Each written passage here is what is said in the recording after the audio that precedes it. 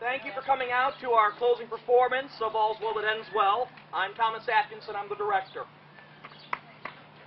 Shakespeare from the... Thank you. Shakespeare from the Heart is a non-for-profit organization that exists to raise funds for charitable organizations local to the Fort Wayne area. Each year we select a different charitable organization. In the past, as you can see in your program, we've done the American Cancer Society, Vincent House, and Children's Hope. Our charity this year is the League for the Blind and Disabled. They're a very visible charity, no pun intended, in the Fort Wayne area. They do an awful lot to help our population that have vision or hearing or physical impairments. They are a very worthwhile organization, and I am so proud to be able to direct a show that's going to raise money for this organization. One of the new things that we're introducing this year with Shakespeare from the Heart is a patronage, a donor program. There's a page in your program that you can turn to see the various donor levels. There's an old truism, it takes money to make money, and in this case you can apply that to it takes money to raise money. Each year we have to always have some seed money to build sets, buy costumes, make copies for scripts, or buy scripts. It does take money to put on a Shakespeare play. And so, as a result of that, we need to start developing some kind of a seed money each year so we're not scrambling, so we can put on bigger and better productions each year and just keep building this so that we can raise more money, play to more audiences, and it's just simple mathematics at that point. So please consider this. If you're very interested in the doings of Shakespeare in the Heart, especially if you would like to perform for one of our plays or somehow get involved in one of our productions, we have a mailing list with a booklet to sign up over by concessions. So please feel free to sign up if you're interested if you have not already signed up. If you're already on our mailing list, you're there. You don't have to worry about it. Concessions are free will, whatever you think is a bottle of water or Coke is worth. We're not setting any established prices. We don't have any specific donation level. Whatever you feel it's worth. It's all free will. Please also, some of you may have cell phones or beepers. It is highly distracting to performers as well as audience members, so please turn them off so we don't get the little beeps. Also, be aware we also are taping for some cast members and for cable access, so be aware of the cameras as you move about. We will have a 15-minute intermission. Unfortunately, restroom facilities are way down yonder. There is a little portable thing I think we'll set up for Three Rivers Festival down over by this pavilion, but otherwise the restroom facilities is a brick building on the other side of the playground. Thank you, and I hope you enjoy this afternoon's production.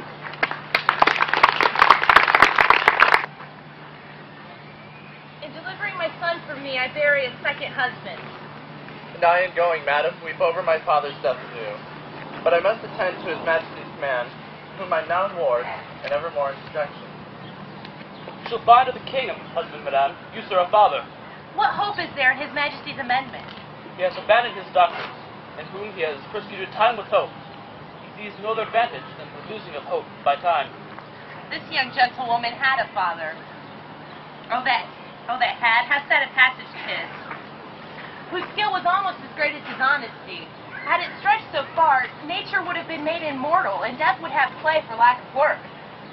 Would he living for the king's sake, I think it would be the death of the king's disease. How close is this, madame? He was famous, sir, and it was his great right to be so, as Gerard de Narbonne. Ah, I know him well. The king has spoken about court recently, admiringly and warningly. If you're alive today, if knowledge could be set up against mortality. What is it, my good lord, the king languishes of? A fistula, my lord. I heard not of it before. I would it were not notorious. Well, this woman, the daughter of Gerard de Narbonne. His sole child, my lord, and bequeathed to my overlooking. I had those hopes of her good that her education promises. Her dispositions she inherits, in her they are the better for their simpleness. She derives her honesty and achieves her goodness. Accommodations, madame, gift from her tears. 'Tis the best brine a maiden can season her praise in. The remembrance of her father never approaches her heart, for the tyranny of her sorrows takes all livelihood from her cheek. No more of this. Helena, go too, no more, lest it rather be thought you affect a sorrows and have it. I do affect a sorrow indeed, but I have it too. Moderate lamentation is the right of the dead, acceptance grief the enemy to the living. If the living be enemy to the grief, the excess makes it soon mortal. Madam, I desire your holy wishes.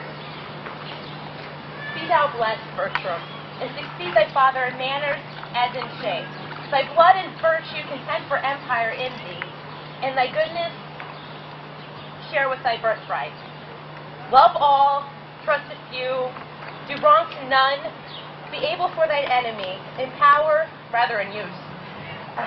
Be checked for silence, but never taxed for speech. Whatever heaven more will, that thee may furnish, and my prayers pluck down fall on your head. Farewell, my lord. 'Tis an unseasoned courtier. Good, my lord, advise him. Cannot want the best, but shall attend his love. Heaven bless him. Farewell, Bertram. The best wishes that can be forged in your thoughts be servants to you. Be comfortable to my mother, your mistress, and make much of her. Farewell, pretty lady. You must hold the credit of your father.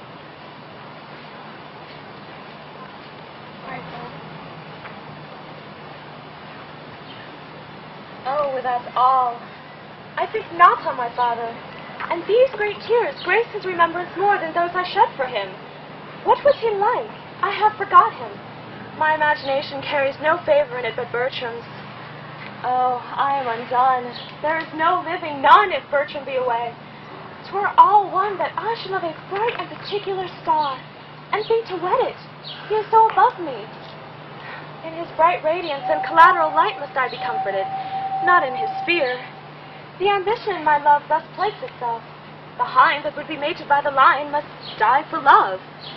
'Twas pretty, though plague, to see him every hour, to sit and draw his arched brow, his hawking eye, his curls. In our heart's table, heart too capable of every line and trick of his sweet favor. But now he's gone, and my adulterous fancy must sanctify his relics. Who comes here? One that goes with him. I love him for his sake, and yet I know him a notorious liar. Think him a great way fool, solely a coward. Yet these fixed evils sit so fit in him that they take place when virtue's steely bones look bleak in the cold wind.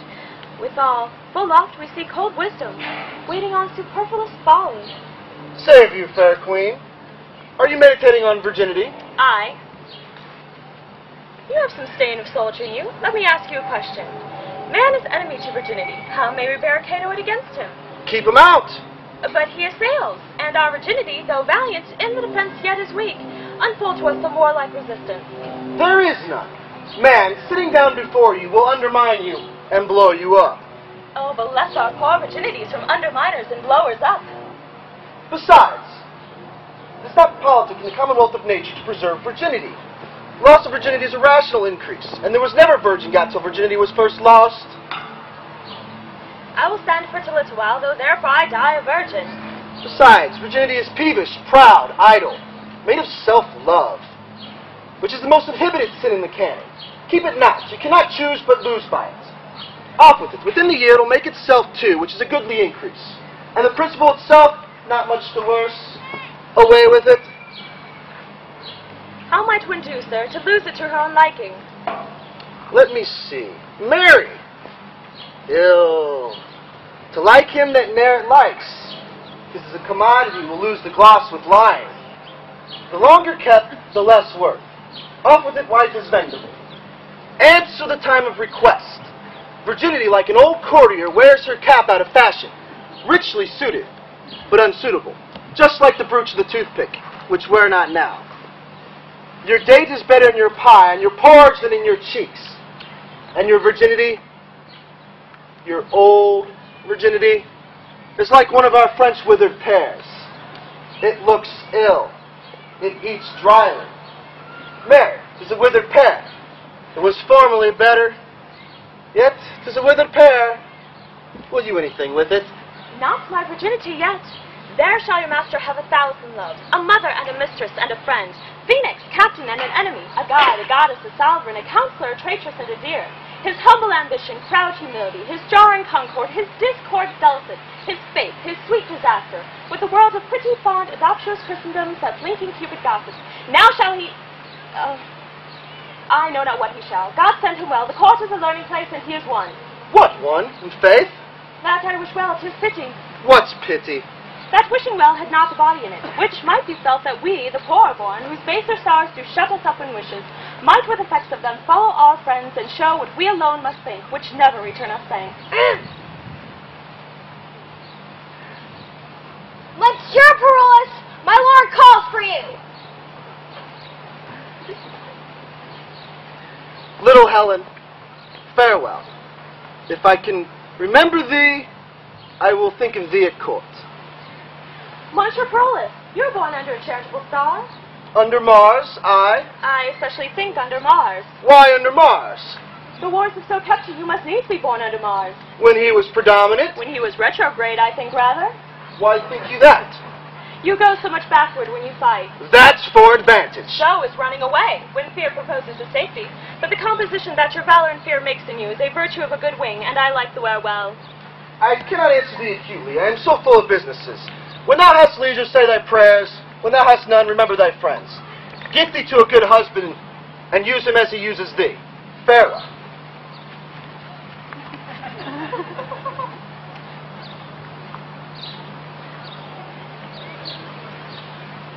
Our remedies oft in ourselves do lie, which we ascribe to heaven, the fated sky.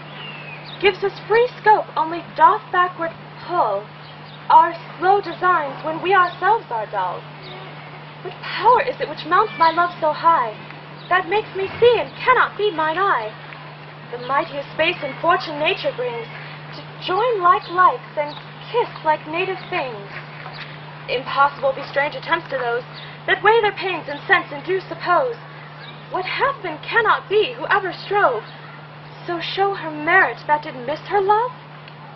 The king's disease, my project may deceive me, but my intents are fixed and will not leave me.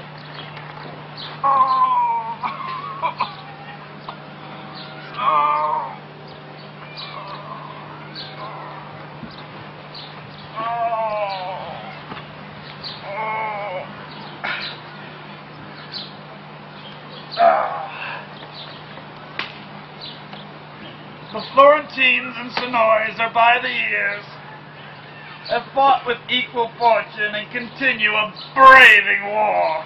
So 'tis reported, sir. Nay, 'tis most credible. We have received it a certainty, vouched from our cousin Austria, with caution, that the Florentine will move us to speedy aid. Wherein our dearest friend prejudicates the business, and would seem to have us make denial. His love and wisdom, approved so to your majesty, may plead for amplest credence. He hath armed our answer, and Florence is denied before he comes. Yet for our gentlemen that mean to see the Tuscan service, freely have they leave to stand on either part. It well may serve a nursery to our gentry who are sick for breathing and exploit.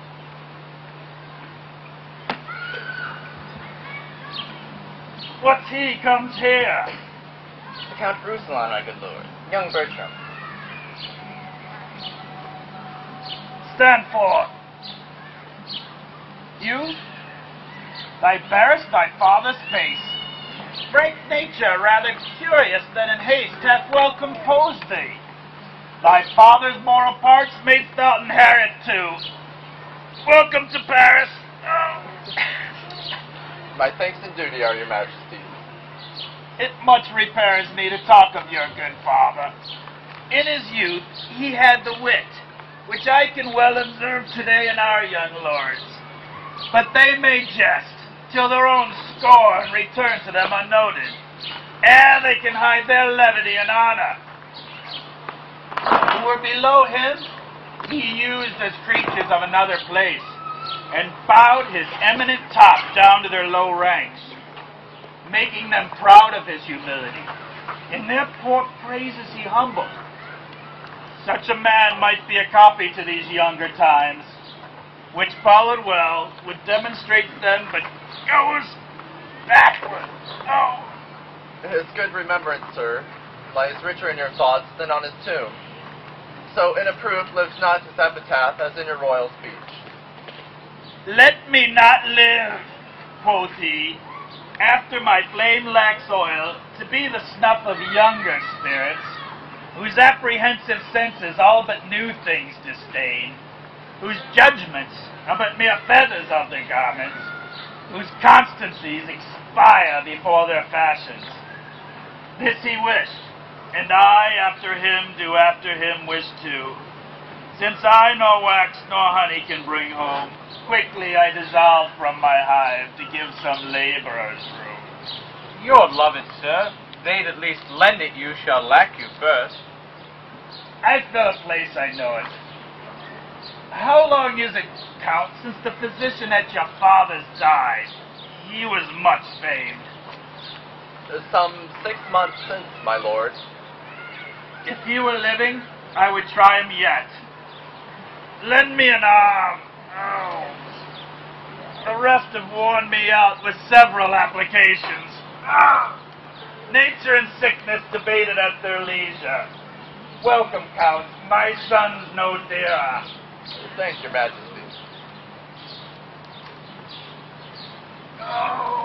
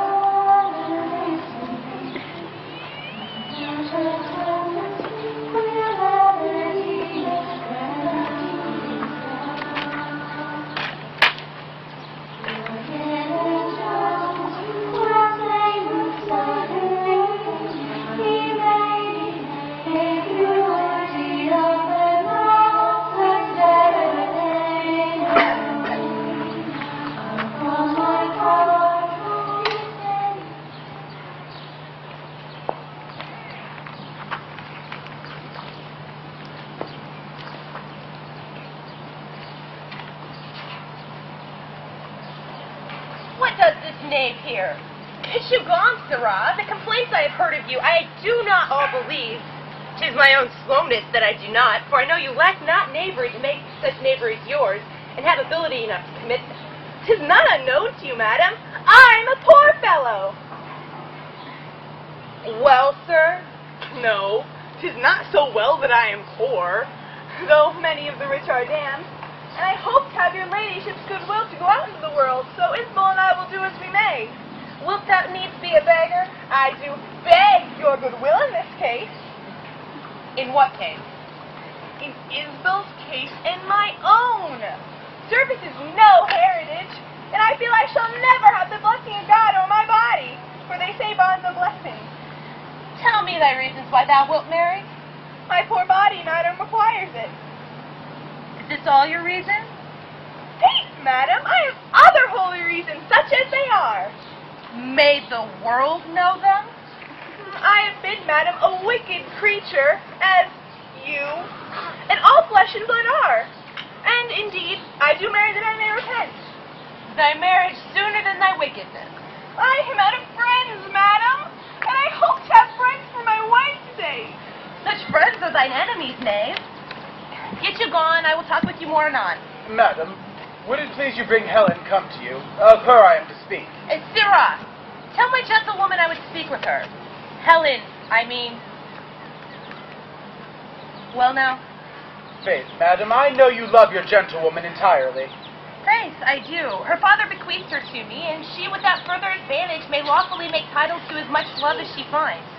There is more owing her than is paid, and more shall be paid her than she'll demand. Madam, I was very late more near her than I think she wished me. Alone she was, and did communicate to herself her own words to her own ears. They touched, I dare vow for her, no stranger sense. Her matter was she loved your son. Fortune, she said, was no goddess that had put such difference betwixt their two estates. loved no god that would extend his might only where qualities were level.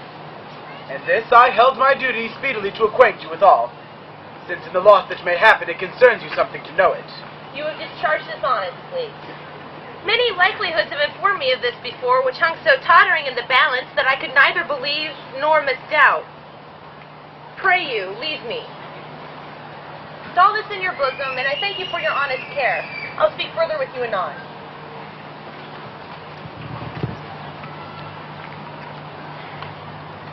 Even so it was with me when I was young. If ever we are nature, these are ours. This thorn to our rose of youth doth belong. Our blood to us, this to our blood is born.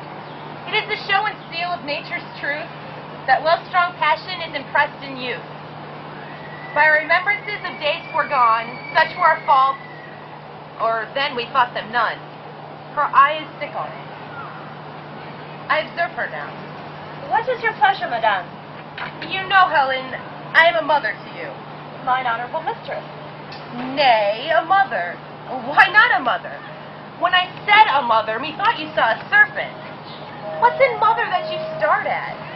I say I am a mother to you and put you in the catalog of those in wound mind. You ne'er did oppress me with a mother's groan, yet I expressed to you a mother's care. God's mercy, maiden, does it curd thy blood to say that I am your mother? Why, that you are my daughter? That I am not.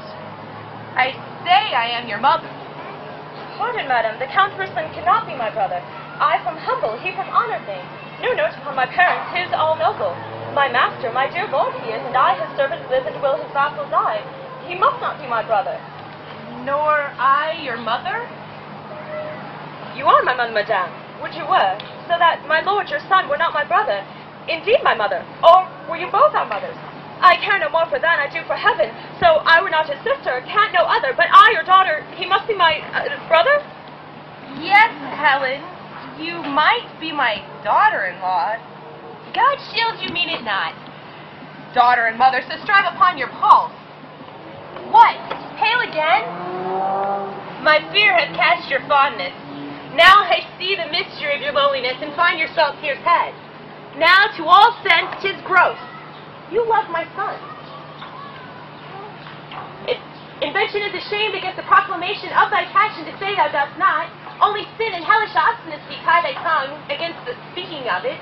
For look, thy cheeks confess it, the one to the other, and thine eyes, in their kind, they speak it. Speak! Is it so? If it be so, thou hast wound a goodly clue. If it be not, forswear it. But I charge thee, as heaven shall work in me to thine avail. Tell me truly. Good madam, pardon me. Do you love my son? Your pardon, noble mistress. Love you my son? Do not you love him? Go not about.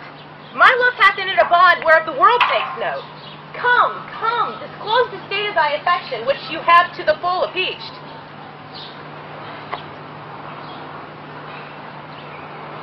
Then I confess, before high heaven and you, that before you and next unto high heaven, I love your son. My friends were poor, but honest, so was my love. Be not offended, for it hurts not him that he has loved of me. I follow him not, by any token of presumptuous suit, nor would I have him till I do deserve him, yet never know how that desert should be. I know I love in vain, strive against hope, yet in this captious and untenable sea, I still pour in the waters of my love, and lack not to lose still. Thus, Indian-like, religious in mine air, I adore the sun that looks upon his worshipper, but knows of him no more. My dearest madam, let not your hate encounter with my love for loving where you do. But if yourself, whose aged honor cites a virtuous youth, did ever in so true a flame of liking, wish chastely and love dearly, that your Diane was both herself and love, oh, then give pity to her, whose fate is such that cannot choose, but lend and give where she is sure to lose, that seeks not to find that her search implies, but riddle-like lives sweetly where she dies. Had you not lately an intent, speak truly, to go to Paris? Madam, I had. Wherefore? Tell truth. I will tell truth. By grace itself, I swear. You know my father left me some prescriptions of rare improved effects, such as his reading and manifest experience had collected for general sovereignty. Amongst the rest, there is a remedy, approved, set down, to cure the desperate languishings whereof the king is rendered lost. Was this all your reason? Speak. My lord, your son, made me to think of this, else Paris, and the medicine, and the king, had from the conversation of my thoughts happily been absent then. But think thou, Helen, if you should tender your supposed aid, the king would accept it? He and his physicians are of a mind. He that they cannot help him, they that they cannot help. How will they credit a poor unlearned virgin when the schools avow that their doctrine has left off the danger to itself? There is something in it, more than my father's skill, which was the greatest of his profession, that his good receipt shall for my legacy be sanctified by the luckiest stars in heaven, and with your honor. But give me leave to try success. I'll venture the well-lost life of mine on his grace's cure, by such a day and hour. Dost thou believe it? Aye, madam, knowingly. My Helen, thou shalt have my leave, my love, my attendance, and my loving greetings to those of mine at court. Speak on tomorrow. Farewell, young lords. These warlike principles do not throw from you. And you, my lords, farewell. Share the advice betwixt you. If both gain, the gift doth stretch itself as 'tis received, and is enough for both. 'Tis our hope, sir, after well-entered soldiers, to return and find your grace and help. No, no, it cannot be. And yet my heart will not confess he owns the malady that doth my life besiege. Farewell, young lords, whether I live or die. Be you the sons of worthy Frenchmen. The health at thy bidding serve your majesty. Those girls of Italy, take heed of them. They say our French lack language to deny. If they demand, beware of being captives before you serve. Our hearts receive your warning.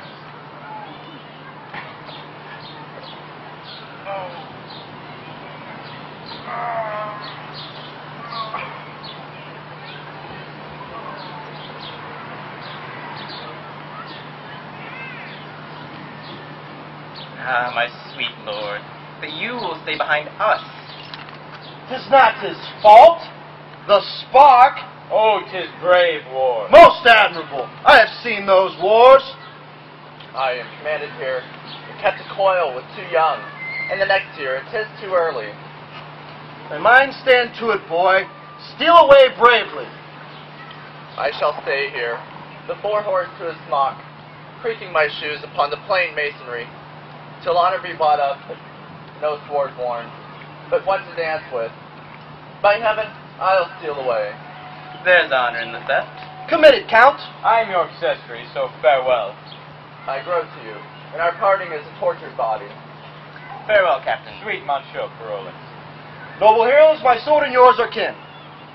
Good sparks and lustrous. A word, good metals.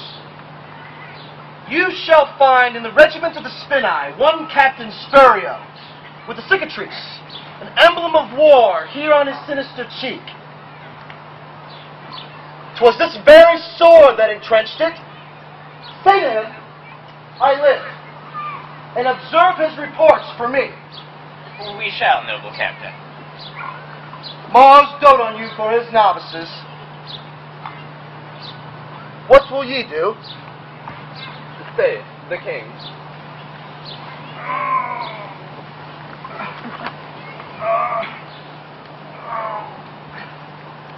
Will you not be cured of your infirmity? No! Will you eat no grapes, my royal fox? But you will, my noble grapes, if my royal fox could reach them. No. I've seen a medicine, able to breathe life into a stone, quicken a rock, and make you dance canary, with sprightly fire and motion. A simple touch is powerful enough to raise King Pepin, nay, to give great Charlemagne a pen in his hand and write to her a love line. What her is this? Why, doctor, she.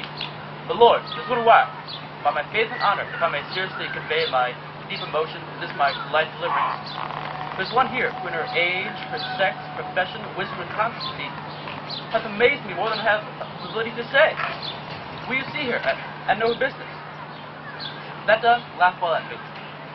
Now, good LeFou, bring in the admiration, so we with thee may spend our wonder too, or take off thine by wondering how thou tookst it. Nay, I'll fit you, not be all day neither. Thus he his special nothing ever prologues. Here's the king. Speak your mind to him. A traitor you do look like, but such traitors His Majesty seldom fears. I'm Cress's uncle that dearly two such together. Are you well? Fair one, does your business follow us? Aye, my good lord. Gerard de Nobon was my father, and what he did profess well found. I knew him. The rather will I spare my praises towards him, knowing him as enough. On bet of theft, many receipts he gave me, chiefly one, which, as the dearest issue of his practice, and of his old experience, the only darling, he bade me store up as a triple eye, safer than mine own too, more dear I have so. And hearing your high majesty is touched with that malignant cause, wherein the honor of my dear father's gift stands chief in power, I come to tender it, and my appliance with all bound humbleness. We thank you, but may not be so credulous of cure when our most learned doctors leave us, and the congregated college have concluded that laboring art can never ransom nature from her ineatable estate. I say we must not so stain our judgment or corrupt our hope to prostitute our past pure malady to empirics, or to dissever so our great self and our credit, to esteem a senseless help when help past sense we deem. My duty then shall pay me for my pains. I will no more enforce mine office on you, humbly entreating from your royal thoughts, a modest one, to bear me back again. I cannot give thee less to be called grateful. Thou thought'st to help me, and such thanks I give as one near death to those that wish him live. But what it full I know, thou knowest no part, I knowing all my peril, and thou no art. What I can do no hurt to try. Since you set up your rest against remedies, he that affraidest works is finisher, oft does them by the weakest minister. So holy writ and babes have judgment shown, when judges have been babes, great floods have flown. From simple sources and great seas have dried, when miracles have by the greatest been denied. Oft expectation fails, and most oft there, where boasted promises and oft it hits, where hope is coldest and despair most fit. I must not hear thee. Fare thee well, kind maid. Thy pains not used must by thyself be paid. Dear sir, to my endeavors give consent. Of heaven, not me, make an experiment. I am not an impostor that proclaim myself against the level of my name. But know I think and think I know most sure, my art is not past power, nor you past pure. Art thou so confident? Within what space hopest thou my cure? The greatest grace, blending grace, ere twice the horses of the sun shall bring, their fiery torture his diurnal ring, ere twice in murk and occidental damp, moist husband hath quenched his sleepy lamp, or 420 times the pilot's blast hath told the thievish minutes how they pass. When is it firm and your sound heart shall fly, health shall it free, and sickness freely die. Upon thy certainty and confidence, what darest thou venture? Tax of impudence, the strumpet's fullness, the divulged shame, traduced by odious ballads, my maiden's name, feared otherwise, nay, worse, if worse, extended, with vilest torture let my life be ended.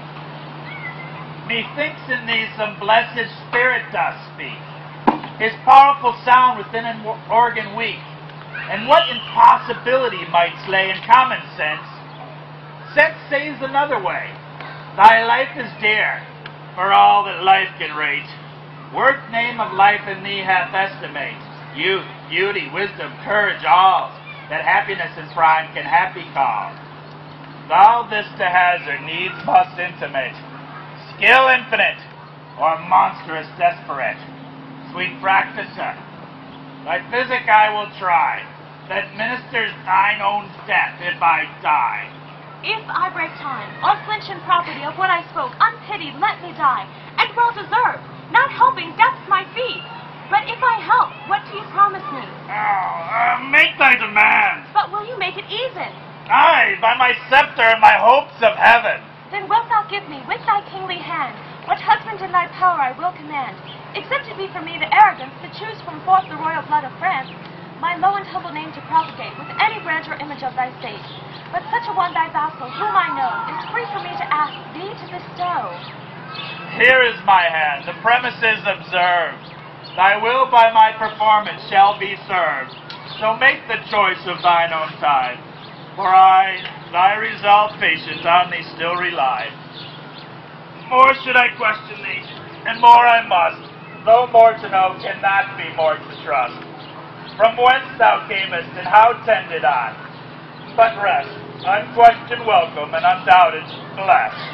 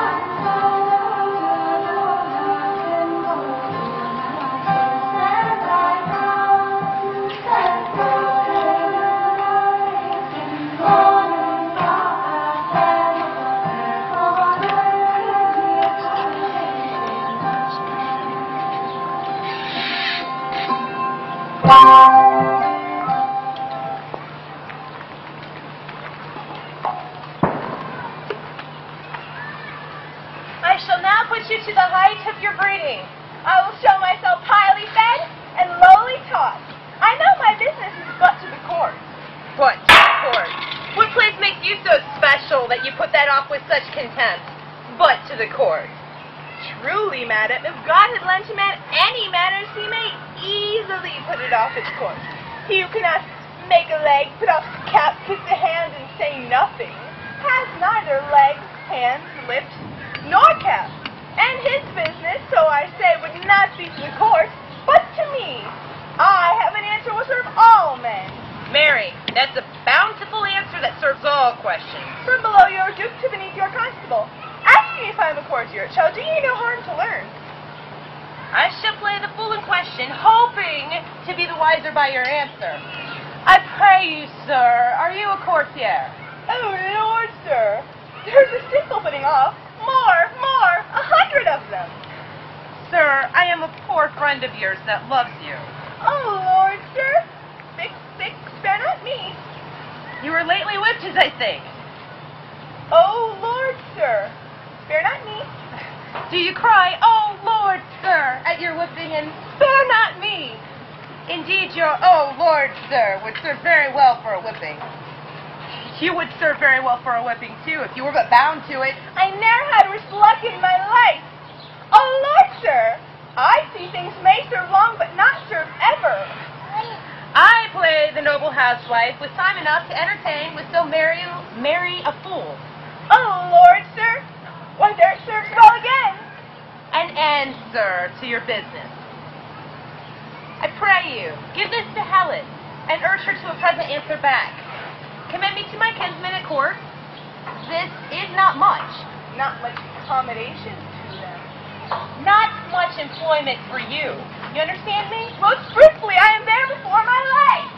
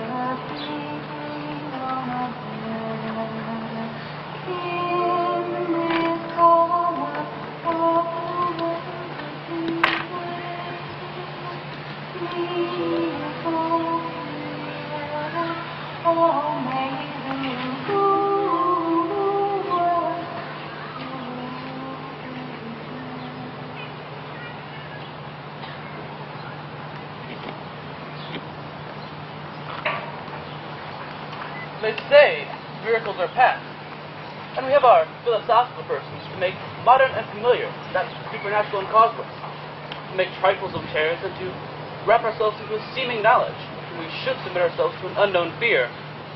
Why, 'tis the rarest argument of wonder that hath shot out in our latter times. And so it is. To be relinquished to the sages, So I say. both Gala and Paracelsus, So I say. all the ancient and learned fellows, Right. So I say. gave not incurable, Why, there it is. So say I too. not to be helped. 'Tis indeed. If you'll have it in showing, you shall read it in, what do you call there? Showing of a heavenly effect in an earthly actor. That's it. I would have said it. For me, Adolphe is not lust here. For me, I speak in respect. Nay, 'tis strange, 'tis very strange. And that is the brief and tedious of it. And he's a most facetious spirit that'll not acknowledge it to be the... Very hand of heaven. Ah, so I say. And a most weak. A debile minister. Great power, great transcendence, which should indeed give us a further use to be made than alone the recovery of the king. as to be... Generally thankful. I would have said it. You say well. Here comes the king. Lustig, as the Dutchman says. I like it made the better whilst having the truth in the head. Is that a leader of Caronto? More to menagerie. Is that Miss Helen? Oh! I think so. Go, call before me all the lords in the court. Sit, my preserver, by thy patient side, and with this helpful hand, whose Spanish sense thou hast repealed, receive a second time the confirmation of my promised gift.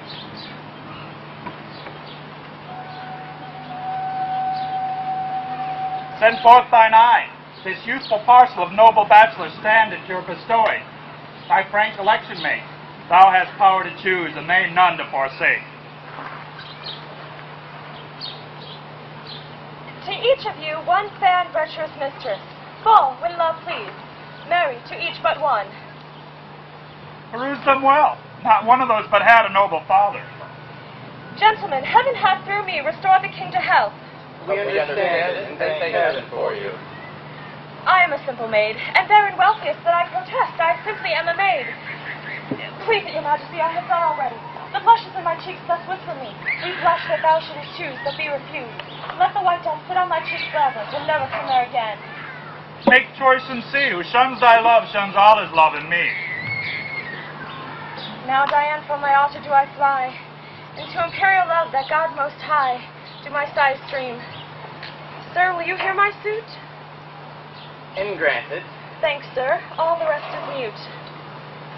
The honor, sir, that flames in your fair eyes, before I speak too threateningly replies, must make your fortunes 20 times above her that so wishes, and her humble love.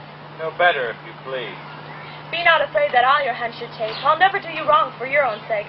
Blessing upon your vows, and in your bed, find fair fortune if you should ever wed. These boys are boys of vice. They'll not have her. They're sure faster to the English. The French never got them. You are too young, too happy, and too good to make yourself a son out of my blood. That one, I think not so. There's a grape yet. I'm sure thy father drunk wine. But beest not an ass like my boy of 14. I've known thee already. I dare not say I take you, but I give, me and my service, ever whilst I live, into your guiding power. This is the man. Why then, young Bertram, take her, she's thy wife. My wife, my liege? I shall beseech your highness. In such a business, give me leave to use the help of thine own eyes. Knowest thou not, Bertram, what she has done for me? Yes, my good lord, but never hope to know why I should have to marry her. Thou knowest she has raised me from my sickly bed. But follows it, my lord, to bring me down must answer for your ravings? I know her well. She had her breeding at my father's charge. A poor physician's daughter, my wife. Her disdain rather corrupt me ever. 'Tis only title thou disdainst in her, the which I can build up. Strange is it that our bloods of color, weight, and heat, pour it all together, which quite confound distinction, yet stand off in differences so mighty. If she be all that is virtuous, save what thou dislikest. A poor physician's daughter, thou dislikest of virtue for the name, but do not so. From lowest place, where virtuous things proceed, the place is dignified by the doer's deed. Where great additions swell and virtue none, it is a dropsied honor. Good alone is good enough without a name. Vileness is so. The property of what it is should go, not by the title. She is young, wise, fair. In these to nature she's immediate heir, and these breeds honor. Their words say, lost on every tomb, on every grave a lying trophy, and as oft as dumb where dust and damned oblivion is the tomb of honored bones indeed. So what should be said? If thou canst like this creature as a maid, I can create the rest. Virtue and she is her own dower, honor and wealth from me. I cannot love her, nor will I strive to do it. Thy wrongs thyself if thou should strive to choose. Such are well restored, my lord. I'm glad. Let the rest go. My honor's at stake, which to defeat I must produce my power. Proud, scornful boy, unworthy this good gift, that dost in vileness prison shackle up my love and her desert, thou canst not dream. We, poising us in her defective scale, shall weigh thee to the beam. Thou canst not know, it's in us to place thine honor where we please to have thee grow. Check thy contempt, obey thy will, which travails in thy good. Believe not thy disdain, but presently do your own fortunes that obedient right, which both your duty owes and our power claims, or I'll throw you from my care forever, into the staggers and careless lapse of youth and ignorance, my revenge and hate loosing upon you, in the name of justice, without terms of pity. Speak thine answer. Pardon, my gracious Lord, for when I submit my fancy to your eye, I consider what great creation and what goal of honor flies where you bid it. I find that she, which late was in my nobler thoughts most base, has now become the praised of the King, who so ennobled is as were born so.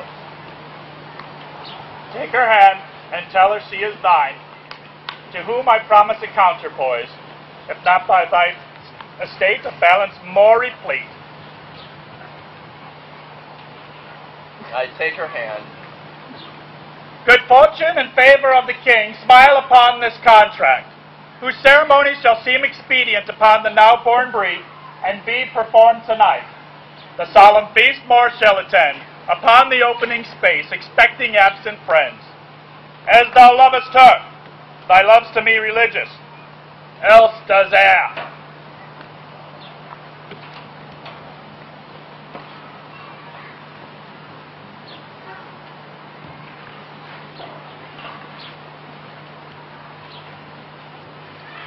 Your lord and master did well to make his recantation. Recantation? My lord? My master? Aye, is it not a language I speak? A most harsh one, and not to be understood without bloody succeeding. My master? Are you not companion to the Count, Mr. Law? To any count, to all counts, to what is meant? What is Count's man? Count's master is of another style. You are too old, sir. Let it satisfy you, you are too old. I must tell thee, sirrah, I write man, which title age cannot bring thee. What I dare to well do, I dare not do. I did think thee, for two ordinaries, to be a fairly wise fellow. Though to make horrible vent of thy travels it might pass, but the scarves and the bannerets that did manifoldly hang about thy person did dissuade me from thinking thee a vessel of too great a burthen. I have found thee. When I lose thee again, I care not. Hast thou not the antiquity of age upon thee? Not plunge thyself too far in anger, lest thou hasten thy trial, which, Lord, have mercy upon thee for a hen. Farewell, my good window of lattice. I see through thee, and see no reason to open thy casement.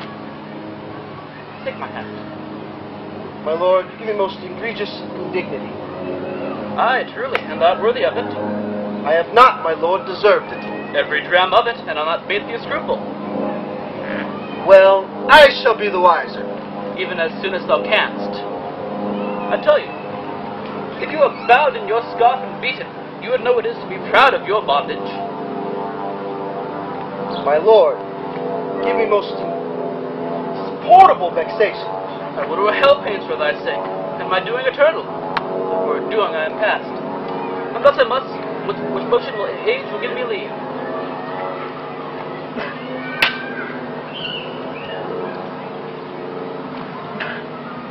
Thou hast a son, shall take this disgrace off me.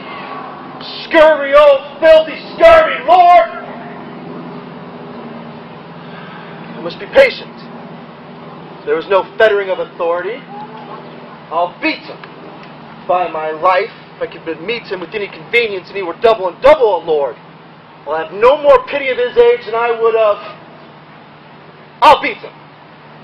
If I could but meet him again... Sirrah! Your lord and master's married. There's news for you. You have a new mistress. I most unfeignedly beseech your lordship to make some reservations of your wrongs. He is my good lord, whom I serve above is my master. Who? God? Aye, sir. The devil it is that's thy master. Wouldst thou guard her up with thy arms or so? Let's make hose of sleeves. Do other servants so? I tell thee, why to our Zangre I'd beat thee. I think there are a general offense, and every man should beat thee. I think thou art made for men to breathe themselves upon thee. This is hard and undeserved measure, my lord. Go to. You are a vagabond and no true traveler. You are more saucy with lords and noble personages than thy birth and virtue gives you rank. I shall not have another word with thee, else I call you knave.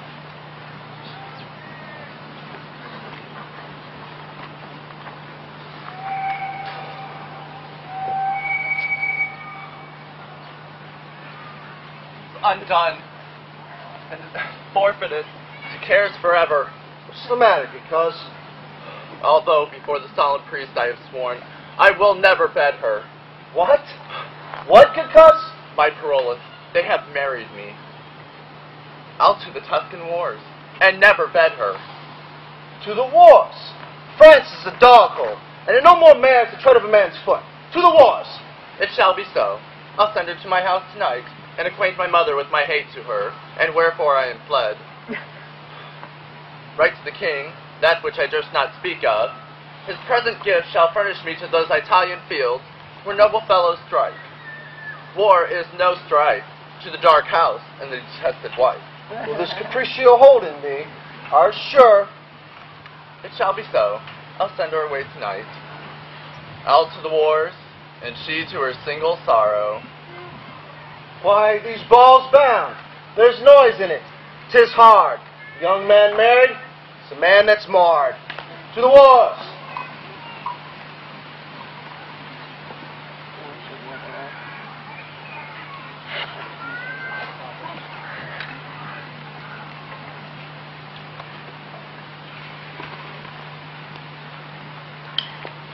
My mother greets me kindly. Is she well?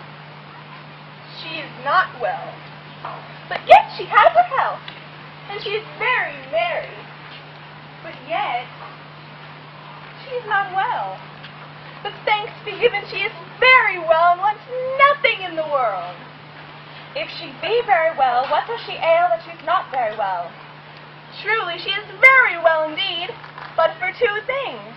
What two things? One, that she is not in heaven, from whence her God sent her quickly. And the other, that she is on earth, from whence her God sent her quickly. Bless you, my fortunate lady. I hope so. I have your goodwill to have mine own good fortune. You have my prayers to lead them on and to keep them on. Have them still. Ah, my knave. How does my old lady? So that you had her wrinkles and I her money, I would she did as you say. Why, I say nothing. Marry, you are the wiser man, and many a man's tongue shakes at his master's undoing. To say nothing, to know nothing, to have nothing, and to do nothing is to be a greater part of your title, which is within a very little of nothing. Away, thou art a knave. You should have said, sir, before a knave thou art a knave. That is, before me thou art a knave. This had been truth, sir. Go to, thou art a witty fool, I have found thee. Did you find me in yourself, sir? Or were you taught to find me? The search, sir, was profitable, and much a fool may you find in yourself, even to the world's pleasures, the increase of laughter. Ah. In faith, a good knave, and well fed. Madam, my lord must go away tonight. A very serious business calls on him.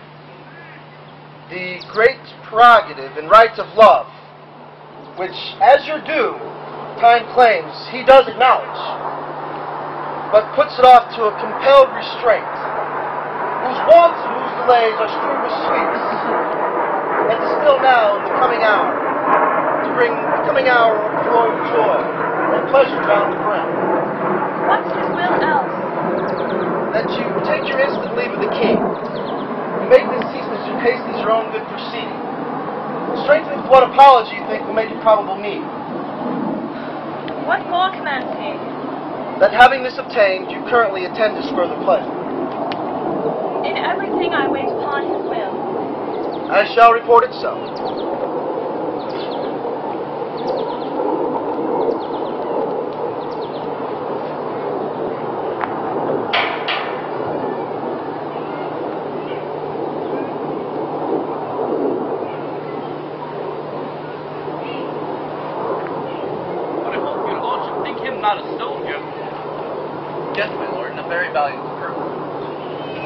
by his own countenance. And by other warrants of testimony. My dialogue's not true. I took that lark for a bunting. I do assure you, my lord, he is very great to knowledge and accordingly valued. Then I have sinned against his knowledge and transgressed against his valor. My way that way is dangerous, and I cannot find it in my heart to forgive him. Here it comes. Make us friends. I shall pursue the amity. Bring you, sir. Who's this tailor? Sir? It's a good workman, a very good tailor. Is she gone to the king? She has, Will she away tonight? as you'll have her. I have casketed my treasure, writ my letters, and given order for our horses. Tonight, when I should take possession of the bride, and there I do begin. A good traveler is something at the end of a meal, but one that lies 3/3 and wraps a known truth in 1,000 nothings is one to be once heard and thrice beaten. God save you, Captain. Is there any unkindness between my lord and you, Monsieur? I do not now know how I have fallen into my lord's displeasure. You have charged into it, boots and spurs and all, like he that leapt into the custard. And you shall leave it again before you suffer question for thy residence. It may be you have mistaken him, my lord. And shall so do ever, for I took him at his word. Hear you well. And a warning. There is no kernel in this light nut. Trust him not in heavy consequence. His soul is truly in his clothes. I know, I have kept them tame and know their natures. But fare you well, Monsieur Provost. I have done better to you than you could deserve from my hand, but we must do good against evil.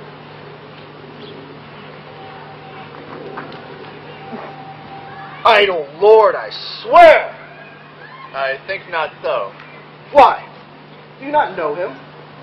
Yes, I do, and common speech gives him a worthy pass. Here comes my clog. I have said that I was commanded from you, spoke with the king, and have procured his leave for further plotting.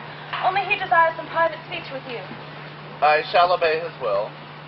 You must not marvel, Helena, at my course, which holds not color with the tongue, nor does the required office or administration on my particulars. Prepared I was not for such a business, and therefore my found so much unsettled. But my respect have a need in them, greater that show themselves at first view, you that know them not. This is my mother. 'Twill be 2 days ere I shall see you again, so I leave you to your wisdom. Sir, I can nothing say but that I am your most obedient servant, Come, no more of that. and ever shall, with true observance, seek to eke out that wherein me my homely stars have failed, to equal my great fortune. My haste is very great. Farewell. Hi home. Pray, sir, your pardon. Well, what would you say? I am not worthy of the wealth I owe, nor dare I say it is mine. And yet it is. But like a timorous thief, most fain would steal what law does vouch mine own. What would you have? Something, and scarce so much. Nothing, indeed.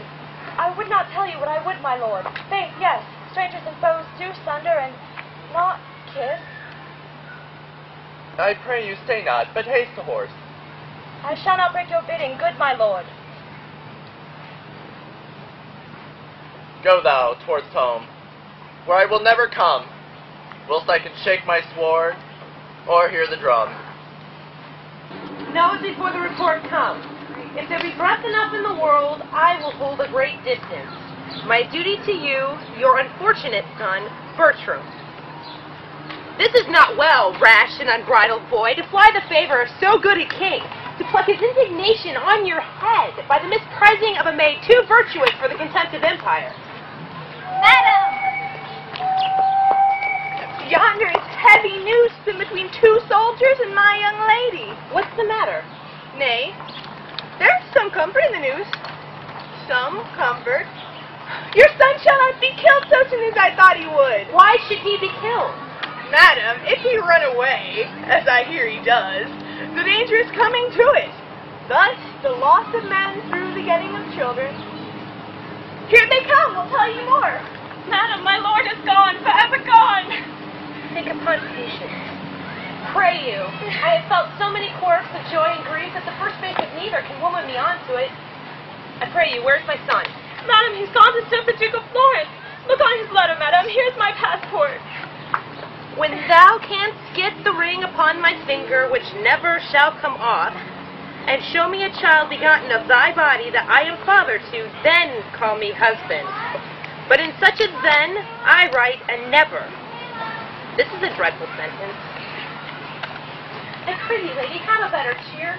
If thou engrossed all the grief of thine, Thou robb'st me of a moiety. He was my son, but I do wash his name from my blood, and thou art all my child. Towards Florence is he? aye, madam. To be a soldier? Such is his noble purpose, and believe it, the Duke will lay upon him all the honor that good convenience claims. Till I have no wife, I have nothing in France. 'Tis bitter. Find you that there? Aye, madam. Nothing in France until he has no wife? There is nothing here that is too good for him, but only she. And she deserves a lord that 20 such rude boys might tend upon and call her hourly mistress. Who was with him? Carolus, was it not? Aye, my good lady, he. A very tainted fellow, full of wickedness. My son corrupts a well-derived nature with his inducement.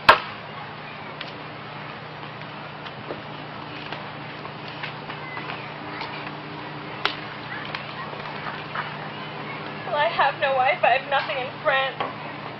Nothing in France until he has no wife. Thou shalt have none, Rosalind, none in France, and hast thou all again. Poor Lord, is it I that chased thee from thy country and exposed those tender limbs of thine to the event of the non-sparing war? And is it I that drive thee from the sportive court where thou wast shot at with fair eyes to be the mark of smoky muskets? O you leaden messengers that ride upon the violent speed of fire, fly with false aim, move the steel-peering air that sings with piercing. Do not touch my lord! Whoever shoots at him, I set him there. Whoever charges on his forward breast. I am the caitiff that do hold him to it, and though I kill him not, I am the cause of that who so affected. Better 'twere I met the raven lion whom he roared with sharp constraint of hunger. Better 'twere all the miseries which nature owes were mine at once. No, no, come thou home, Rosalind, whence honor but of danger, whence a scar, as oft it loses all. I will be gone. My being here it is that holds thee hence. Shall I stay here to do it? No, no, although the air of paradise did fan the house, and angels office all, I will be gone, that pitiful rumor may report my flight to consolate thine ear. Come night and day, for with the poor dark thief I steal away.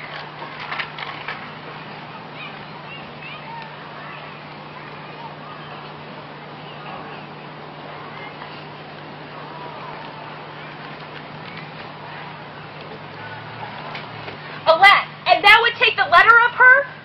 Might you not know she would do as she has done by sending me a letter? Read it again. I am St. Jacques Pilgrim thither gone. Ambitious love hath so in me offended that barefoot plod I the cold ground upon. With sainted vow my faults too have amended. Right, that from the bloody course of war my dearest master, your dear son, may hide. Bless him at home in peace, whilst I from far his name with zealous fervor sanctify. He is too good and fair for death and me, whom I myself embrace to set him free. What sharp stings are in her mildest words. Ronaldo, you did never lack advice so much as letting her pass so. Had I spoke with her, I might well have diverted her intents, which thus she hath prevented. Madam, had I given you this at overnight, she may have been o'ertamed. Yet she writes pursuit would be but vain. What angel shall bless this unworthy husband? He cannot thrive unless her prayers, who heaven rejoices to hear and loves to grant, reprieve him from the wrath of greatest justice. Write, Ronaldo, write. Write to this unworthy husband of his wife. Let every word weigh heavy of her worth, that he does weigh too light. My greatest grief. Though little he do feel it, set down sharply. Dispatch the most convenient messenger. When haply he shall hear that she is gone, he will return, and she Hearing so much, hope I may, she will speed her foot again. Led hither by true love. Dispatch this messenger. My heart is heavy, my age is weak. Grief would have tears, and sorrow bids me speak.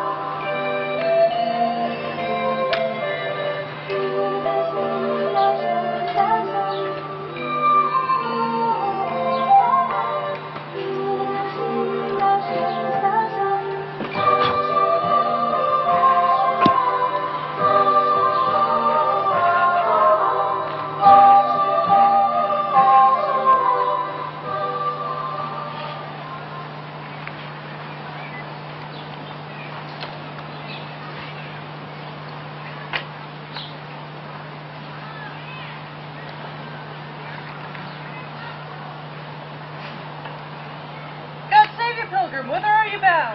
To St. Jacques le Grand, where to the Palmer's Lodge, I do beseech you. At the St. Francis here beside the fort. But if you'll stay, holy pilgrim, but till the troops pass by, I shall conduct you to where you shall be lodged, for I think I know your hostess as ample as myself. Is it yourself? If it please so, pilgrim. I thank you, and will stay upon your leisure. You came, I think, from France. I did so. Here you shall see a countryman of yours done worthy service in these wars. His name, I pray you. The Count Roussillon. Know you such a one? But by the ear, that hears most nobly of him. His face I know not. What the matter is, he's bravely taken here. He stole from France, as 'tis reported, for the king had married him against his liking. Think you it is so? Aye, surely, mere the truth. I know his lady. There's a gentleman that serves the Count reports but coarsely of her. What's his name? Monsieur, Ferolus. Oh, I believe with him. In argument or praise, or to the worth of the great Count himself, she is too mean to have her name repeated. All her deserving is reserved honesty, and that I have not heard examined. Alas, poor lady, 'tis a hard bondage to be the wife of a detesting lord. So now they come. Come, pilgrim. That is the Duke's eldest son, Antonio. That, Aeschylus. Which is the Frenchman? He. That with the shirt. 'Tis a most gallant fellow. I would he loved his wife. If he were honester, he were much goodlier. Is it not a handsome gentleman? I like him well. 'Tis pity he's not honest. Yon, that same knave who leads him to these places. Were I his lady, I would poison that vile rascal. Which is he? That jackanapes with scarves. Why is he melancholy? Perchance he's hurt in the battle. Woos our drum. Well? The truth is past. Come, pilgrim. A 4 or 5 enjoined penitents bound for St. Jacques le Grand are already at my house.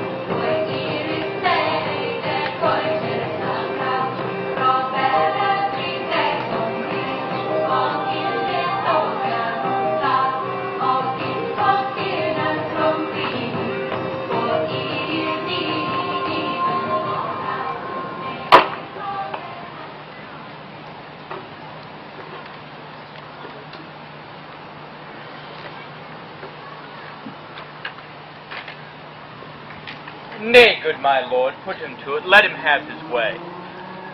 Your lordship find him not the hilding, hold me no more in your respect. On my life, my lord, a bubble. Do you think I am so far deceived in him? Believe it, my lord, in mine own direct knowledge, to speak of him as my kinsman without any malice, he is a most notable coward, infinite and endless liar, and hourly promise breaker, the owner of no one good quality worthy your lordship's entertainment. It were fit you knew him, lest reposing in his virtue, which he hath not, he might at some great and trusty business, in a main danger, fail you. I would I knew in what particular action to try him. None better than to let him fetch off his drum, which you hear him so confidently undertake to do. I, with a troop of Florentines, will suddenly surprise him. As such I will have whom I am sure he knows not from the enemy. We will bind and hoodwink him so that he shall assume no other but that he is carried into the leaguer of the adversaries when we bring him into our own tent. Be but your lordship present at his examination, and if out of the promise of his life and in the highest compulsion of base fear he does not offer to betray your lordship and deliver all the intelligence he possesses against you, and for the divine forfeit of his soul upon oath, never trust my judgment in anything. For the love of laughter, let him fetch his drum. He says he has a stratagem for it. When your lordship sees the bottom of the success in it, and to what metal this counterfeit lump of ore is melted, you give him not John Drum's entertainment, your inclining cannot be removed. Oh, for the love of laughter, let him not hinder the honor of his design. Let him fetch off his drum in any hand. Here he comes. How now, monsieur? This drum sticks sorely in your disposition. A pox on it, let it go. 'Tis but a drum. 'Tis but a drum? But a drum? A drum so lost. There was excellent command, to charge in with our horse upon our own wings, and to rend our own soldiers. That was not to be blamed in command of the service. It was a disaster of war Caesar himself could not have prevented, if he had been there to command. Well, we cannot greatly condemn our success. Some dishonor we had in the loss of that drum. But it is not to be recovered. It might be recovered. It might, but it is not now. It is to be recovered, but that the merit of the service is seldom attributed to the true and exact performer. I will have that drum, or another, or a hick jacket. Why, if you think your mystery of stratagem can bring this instrument of honor back into his native quarter, then go on.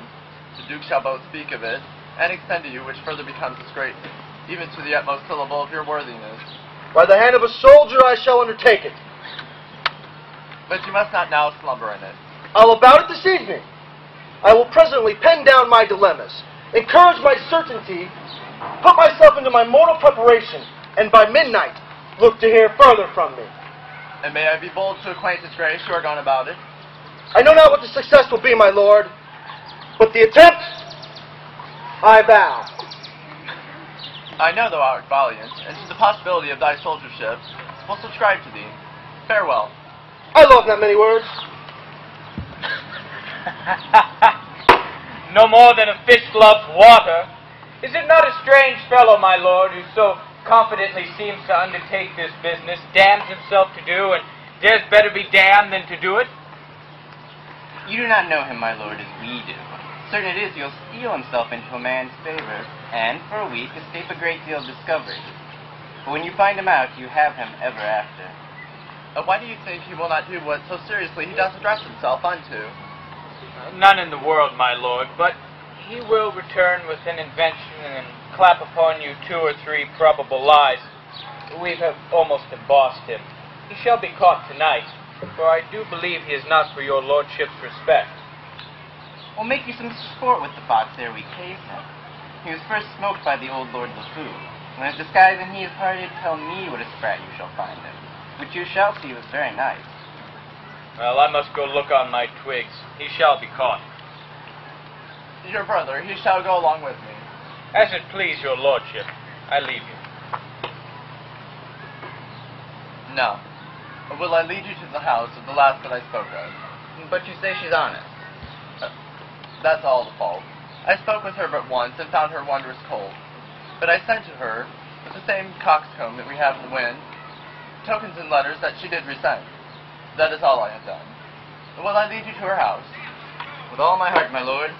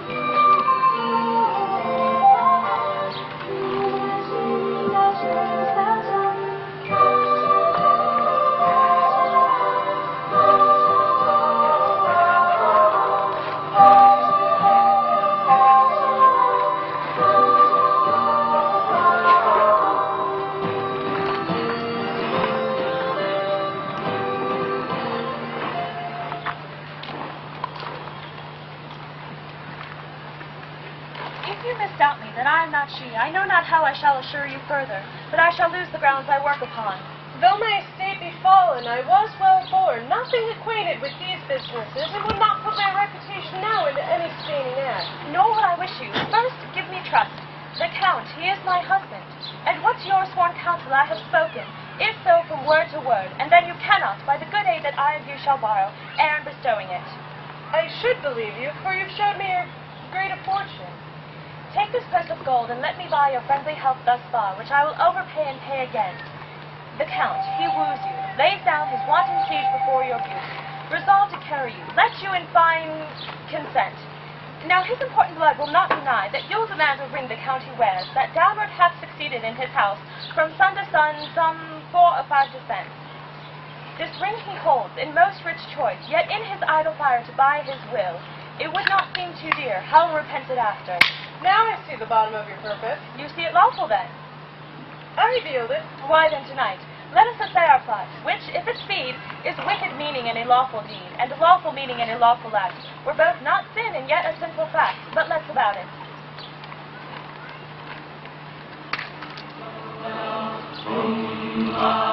Jingle bell, jingle bell, jingle bell.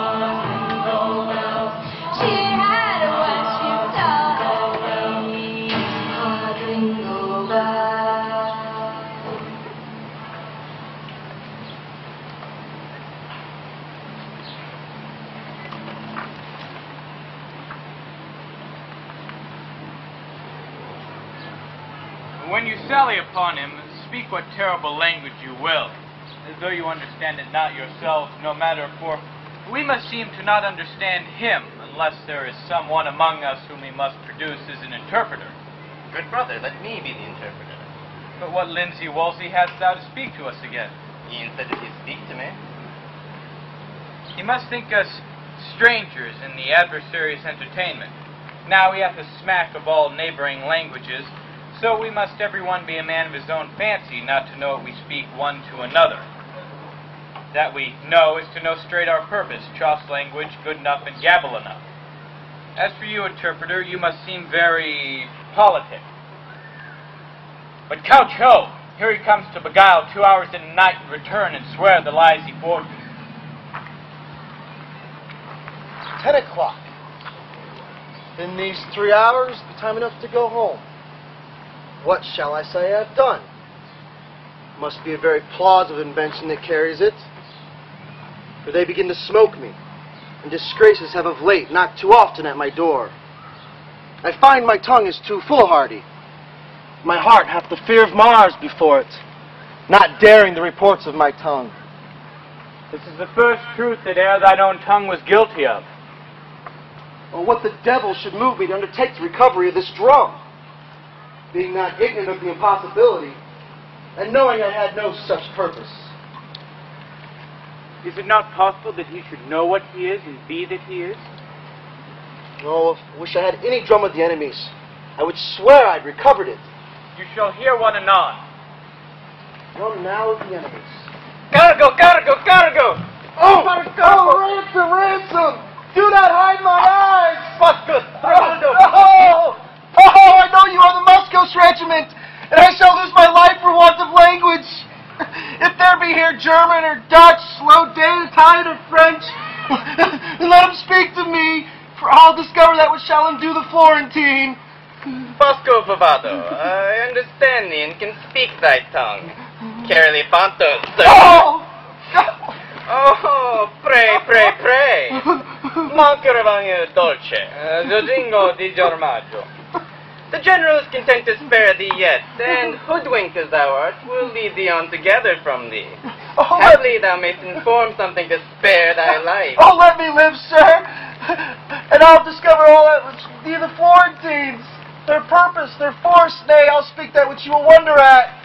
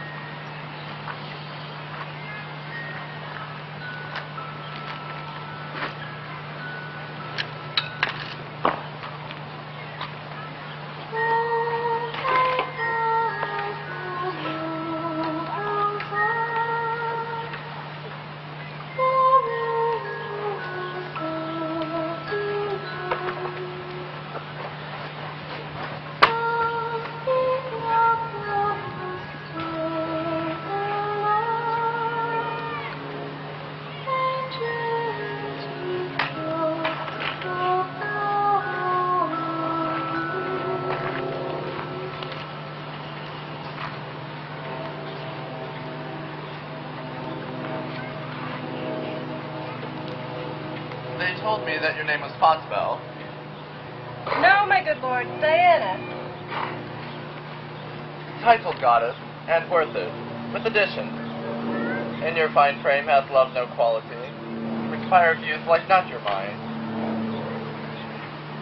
You are no maiden, but a monument, and when you are dead you should be such a one as you are now, for you are cold and sad. But now you should be as your mother was when her sweet self was God. She, then, was honest. So should you be. No, my mother did but duty. Such, my lord, as you owe your wife. No more of that, I pray thee.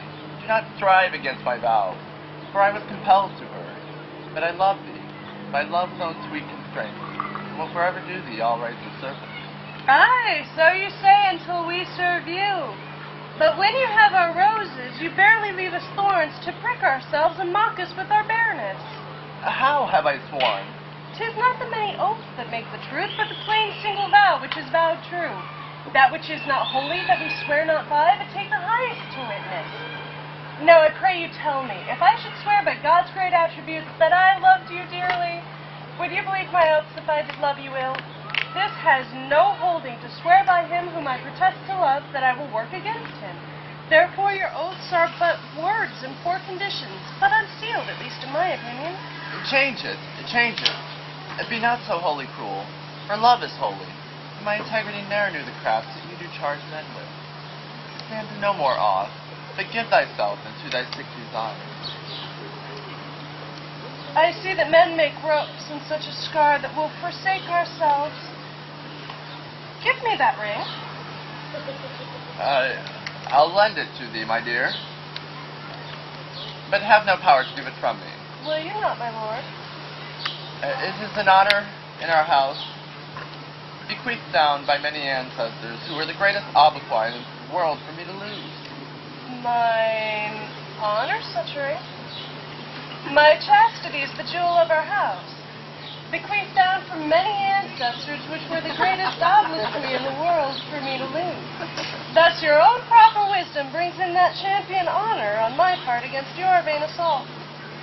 Here, take my ring, my house, mine honor, yea, my life be bid by thee. When midnight comes, knock at my chamber window. Now I charge thee in the band of truth, when you have conquered my yet maiden bed. Remain but an hour, nor speak to me. My reasons for this are most strong, and you shall know them when back again this ring shall be delivered. And on your finger in the night I'll put another ring, that what in time proceeds may token to the future our past deeds. Adieu till then. Then, fail not. You've won a wife of me, though there my home may be done. Heaven on earth, I have won by wooing thee.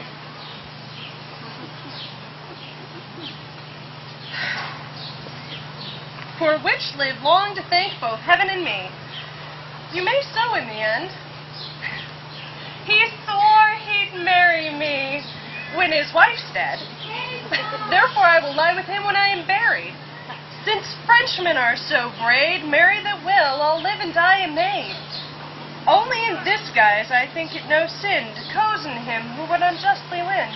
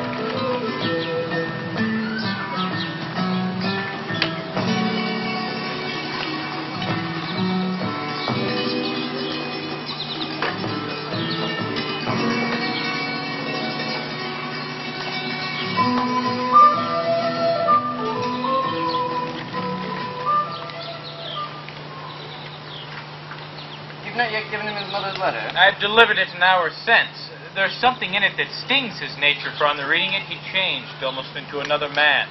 He has much worthy blame laid upon him for shaking off so good a wife and so sweet a lady. Especially he hath incurred the everlasting displeasure of the king, who had even tuned his bounty to sing happiness to him. I shall tell you a thing, but you will let it dwell darkly with it. When you've spoken it 'tis dead, and I am the grave of it. He hath perverted a young gentlewoman here in Florence of a most chaste renown, and in this night fleshes his will in the spoil of her honor. He hath given her his monumental ring, and thinks himself made in the unchaste composition. Now God delay our rebellion. As we are ourselves, what things are we? Merely our own traitors. And, as in the common course of all treasons, we still see them reveal themselves till they attain their abhorred ends, and in his proper stream he o'erflows himself. Is it not meant damnable in us to be trumpeters of our unlawful intent? We shall not then have his company tonight. Oh, not till after midnight, for he is dieted to his hour. That approaches apace. I would gladly have him see his company anatomized, and might take a measure of his own judgment, wherein so curiously accepts this counterfeit. We will not meddle with him till he come, for his presence must be the whip of the other. In the meanwhile, what hear you of these wars? Well, I hear there is an overture of peace. Nay, I assure you, a peace concluded. What will the Count Rousselant do then? Will he travel higher, or return again into France? I perceive by this demand that you're not altogether of his counsel. Nay, I forbid so, sir. I'm a great deal of his act. Sir, his wife some 2 months since fled his house, for pretense of the pilgrimage to St. Jacques the Grand, which holy undertaking with most austere sanctimony she accomplished. And there residing the tenderness of her nature became as a prey to her grief. In fine, made a groan of her last breath, and now she sings in heaven. How is this justified? Stronger part of it by her own letters, which makes her story true, even to the point of her death. Her death itself, which could not be off to say it come, was faithfully confirmed by the rector of the place. Hath the Count all this intelligence? I, in the accompanying particulars, point for point, so to the full arming of the verity. I'm hardly sorry he'll be glad of this. How mightily sometimes we make us comforts of our losses. And how mightily some other times we drown our gain in tears. The great dignity that his valor hath here acquired for him shall at home be encountered by a shame as ample. The web of our life is of a mingled yarn, good and ill together. Our virtues would be proud if our faults with them not, and our crimes would despair if they're not cherished by our virtues.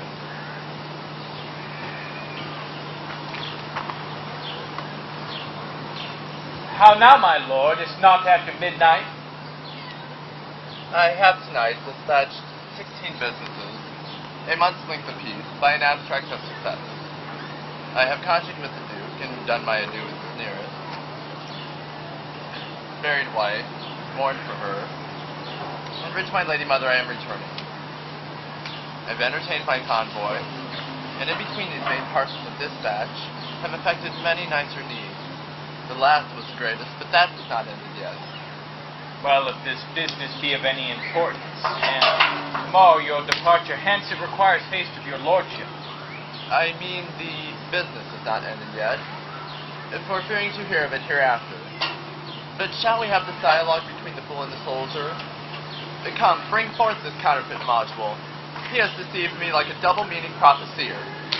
Bring him forth! Has sat in the stocks all night, the poor gallant knave. No matter. His heels have deserved it.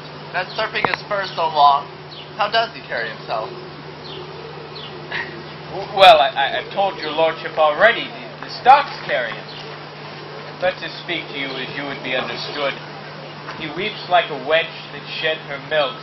He hath confessed himself to Morgan, whom he supposes to be a friar, from the time of his remembrance to this very instant disaster of his setting in the stocks. And what you think he hath confessed? But nothing of me, has he? Well, his confession is taken and shall be read to his face. If your lordship be in it, as I believe you are, you must have the patience to hear it. A plague upon him. Muffled. You can say nothing of me. Hush! Hush! Hoodman comes. He calls for the tortures. What will you say without them? I will confess what I know without constraint. If you pinch me like a pasty, I can say no more. Bosco Chimercho. Boblenko Chichermerch. You are a merciful general. Our general bids you answer to what I shall ask you out of a note. And truly, as I hope to live. First demand of him how many horse the Duke is strong. What say you to this? 5,000 or 6,000, but very weak and unserviceable. The troops are all scattered, and the commanders very poor rogues. Upon my reputation and credit, and as I hope to live... Shall I set down your answer so? Do! I'll take the sacrament on it, how and which way you will. All's one to him. What a fascinating slave is this? You're deceived, my lord. This is Monsieur Parole, the gallant militarist, that was his own phrase, that had the whole theory of war in the knot of his scarf and the practice in the shape of his dagger. I will never trust a man again for keeping his sword clean, nor believe he can have everything in him by wearing his apparel neatly. Well, let's sit down. 5,000 or 6,000 horse, I said. For I'll say true or thereabouts. Sit down, I'll speak truth. Very near the truth in this, my lord. But I con him no thanks for it, and nature he delivers it. Demand of him of what strength they are afoot. What say you to this? By my troth, sir, if I was to live this present hour, I'll speak true. Let me see. Spurio, 150. Sebastian, so many. Carambas, so many. Jacques, so many. Gilshan, Cosmo, Lodowick, and Grotti, 250 each. My own company, Christopher, Benmond, and Benty, 250 each. So that the muster file, rotten and sound, upon my life amounts not to 15,000 poll, half of which dare not shake snow from off their cassocks, lest they shake themselves to pieces. What shall be done to him? Nothing, but let him have thanks. Demand of him my condition and what credit I have with the Duke. Well, let's sit down. You shall demand of him whether one Captain Dumont be in the camp, a Frenchman, what his reputation is with the Duke, what his valor, honesty, and expertness in wars, or whether he thinks it were not possible with well-weighing sums of gold to corrupt him to revolt. What say you to this? What do you know of it? I beseech you, let me answer to the particulars of the interrogatories. Demand them singly. Do you know this Captain Dumont? I know him. He was a botcher's apprentice in Paris. From hence he was whipped for getting the sheaves full with child. A dumb innocent that could not say him nay. Nay, by your leave, hold your hands, for I know his brains are forfeit for the next pile that falls. Well, is this captain in the Duke of Florence's camp? Upon my knowledge he is, and lousy.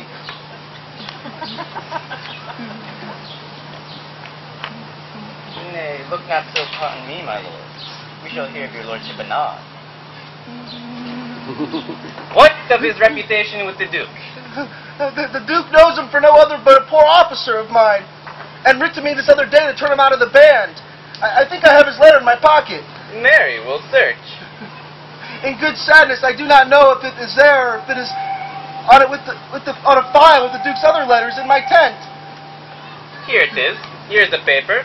Shall I read it to you? I do not know if it is that or no. Diane the Count's a fool and full of gold. That's not the Duke's letters, sir. That is an advertisement to a proper maid in Florence, one Diana, to take heed of the allurements of one Count Rousselon, a foolish idle boy, but for all that, very ruddish. I pray you, sir, put it up again. Nay, I'll read it first to buy your favor. My meaning in it, I protest, was very honest in behalf of the maid, for I knew the young Count to be a dangerous and lascivious boy, who's a whale to virginity and devours up all the fry it finds. Damnable. Both sides rogue. When he swears oath, bid him drop gold and take it. After he scores, he never pays the score. Half one is match well made, match and well make it. And say a soldier, Diane, told thee this. Men are to mell with, boys are not to kiss. For count of this, the Count's a fool, I know it. Who pays before, but not when he does owe it. Thine, as bow to thee in thine ear, parole. He shall be whipped through the army with this rhyme upon his forehead. But this is your devoted friend, my gracious lordship, the manifold linguist and the omnipotent soldier. I perceive by the general's looks we shall be fain to hang. My life, sir! In any case, not that I'm afraid to die, but that, my offenses being many, I would repent out the remainder in nature. Oh, let me live, sir, the dungeons and the stocks anywhere, so that I may live. We'll see what may be done, so you confess freely. Now, once more to this Captain Dumont. You have answered to his reputation with the Duke, and his valor. What of his honesty? You will lie, sir. With such volubility, you would think truth were a fool. What's his brother, the other Captain Dumont? What's he? Even a crow of the same nest. He excels his brother for a coward. Even though his brother's one of the best reputed that is, in a retreat he outruns any lackey, and in coming on, he has the cramp. I'll whisper with the general and know his pleasure. Oh, no more drumming. A plague of all drums. Only to seem to deserve well, and to beguile the superstitions of that lascivious young boy, the Count, ever run into this danger. Yet, who would have suspected an ambush where I was taken? There is no remedy, sir, but you must die. My general says you that have so traitorously discovered the secrets of our camp, and made such mischievous report of men so nobly held, can serve the world for no honest purpose. Therefore, you must die. Edmund! Up with his head! Oh, Lord, sir, let me live and let me see my dad! That shall you take your leave of all your friends. Look about you. Know you any here? Good morrow, noble captain.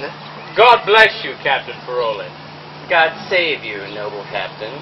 Captain, what greeting will you to my Lord LeFou? I'm from France.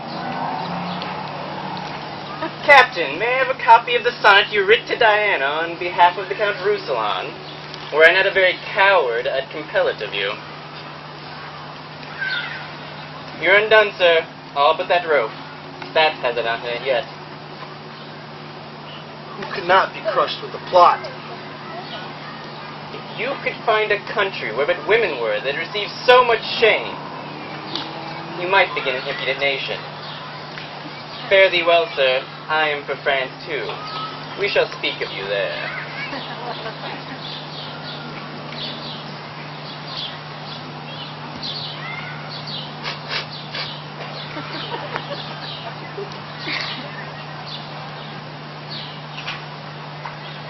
Yet am I thankful. If my heart were great, 'twould burst at this. Captain I shall be no more, but I shall eat and drink and sleep as soft as captain shall. Simply the thing I am shall make me live. Who knows himself a braggart? Let him fear this. For it will come to pass that every braggart shall be found an ass. Rust sword, cool blushes, and Parolles lives. Safest in shame. Being fooled by foolery thrive. There's place and means for every man alive. I'll after them. Time was I did him a desired office, dear almost as his life. You must know I am supposed dead, the army breaking my husband hies home, where, heaven aiding, and by the leave of my good lord the king, will be before our welcome. Gentle madam, you never had a servant whose trust your business was more welcome. Nor you, mistress, ever a friend whose thoughts more truly labor to recompense your love. Doubt not, heaven hath brought me up to be your dower, and helper to a husband. But oh, strange men, that can such sweet use make of what they hate. But more of this hereafter. You, Diana, under my poor instructions, yet must suffer something in my behalf. Let death and honesty go with your impositions. I am yours upon your will to suffer. Yet I pray you, but with the word the time will bring on summer, when briar shall have leaves as well as thorns. We must away. Our wagon is prepared and time revives us. All's well that ends well, still that binds the crown. Whatever the course, the end is the renown.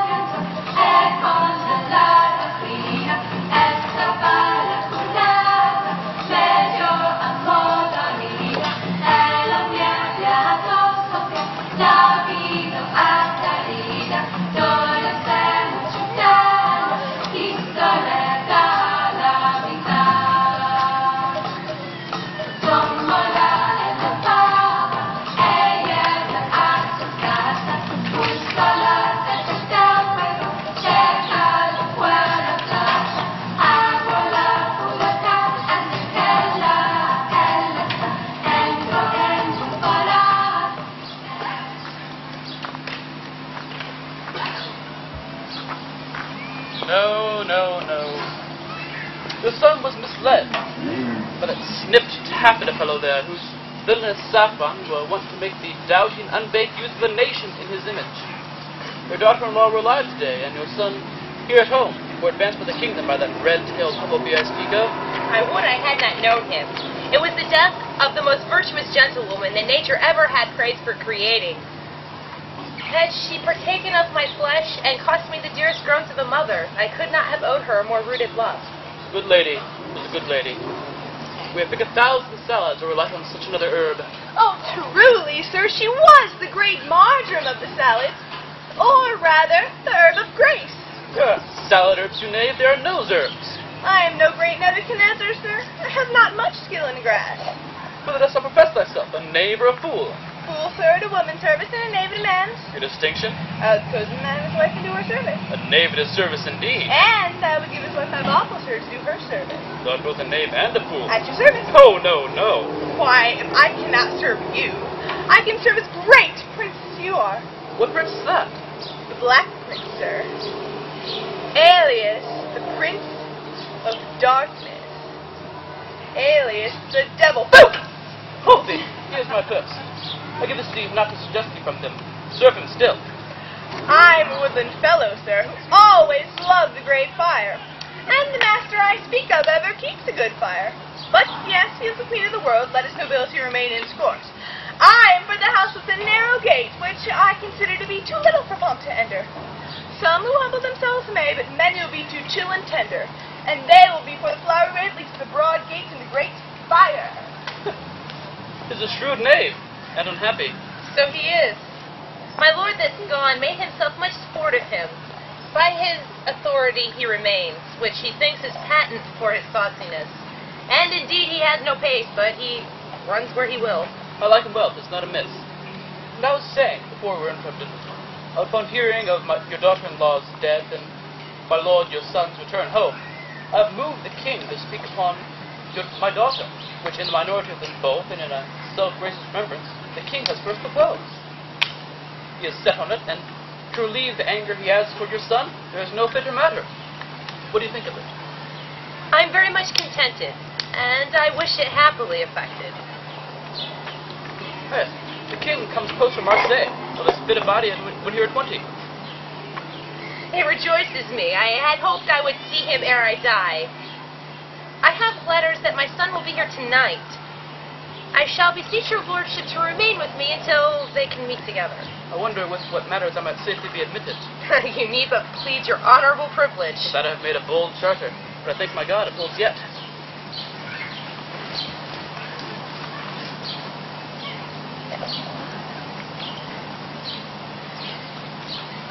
Good Monsieur Lavache, give my Lord LeFou this letter. I have ere now, sir, been better known to you when I have held familiarity with fresher clothes. But I am now, sir, muddied in fortune's mood, and smell somewhat strong of her strong displeasure. Oh, truly, sir, fortune's displeasure is a bit sluttish, but it's not so strongly as thou speakest of. I'll henceforth eat no fish at fortune's buttering. Prithee, allow the wind. Nay, you need not to stop your nose. I spake but by a metaphor. I will stop my nose at any man's metaphor. Deliver me this paper, sir. No, a paper from clerk's close stool to give to a nobleman? Look, here he comes himself. Here is a pert of fortune, sir, but fortune's cat, but not a muscat, that has fallen into the unclean fish pond of her displeasure. And as he said, is muddied withal. I do pray you in your similes of comfort, leave him to your lordship. My lord, I'm a man whose fortune hath cruelly scratched. And what would you have me do? It is too late to pare her nails now. What knave are you to serve under fortune that she should scratch you? Who is of herself a good lady will not have the knave starve long under her. There's a court for you. Let justices make you and fortune friends. I am for other business. I beseech your honor to hear me one single word. Beg a single penny more. Come, you shall have. My name, my good sir, is Parolles.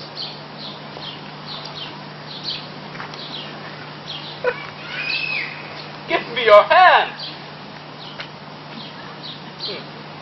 How goes your drum? My lord, you were the first that found me. The truth. I was the first that lost thee. It lies in you, my lord, to bring me into some grace, for you did bring me out. What? Just like give me the office of God and the devil? One brings me in grace and the other brings me out. Huh. The king approaches. I can hear his trumpets distantly. Come, sir. You are a knave and a fool, but you shall leave. Go to, follow. I praise God for you.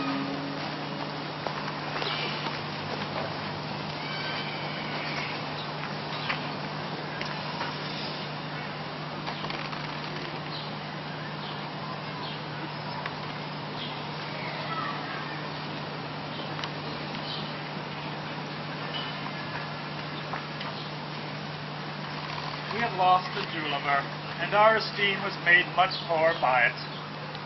But your son, as mad in folly, lacked the sense to know her estimation home. 'Tis past, my liege, and I beseech your majesty to make it natural rebellion. Gone in the blaze of youth, when oil and fire, too strong for reason's force, o'erbears it and burns on. My honored lady, I have forgiven and forgotten all, though my revenges were high bent upon him and watched the time to shoot. My lord, this I must say, but first I beg your pardon. The Count has done to his majesty, his mother, and his lady offense of great note, but to himself the greatest wrong of all. He has lost a wife whose beauty did astound the survey of richest eyes, whose countenance those that humbly scorn to serve called mistress. Praising what is lost makes the remembrance dear.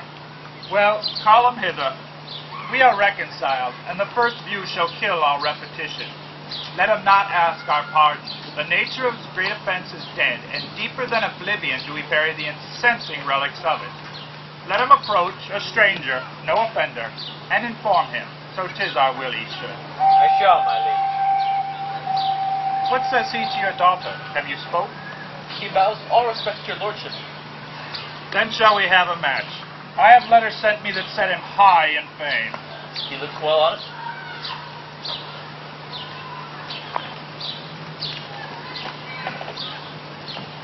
I am not the day of season.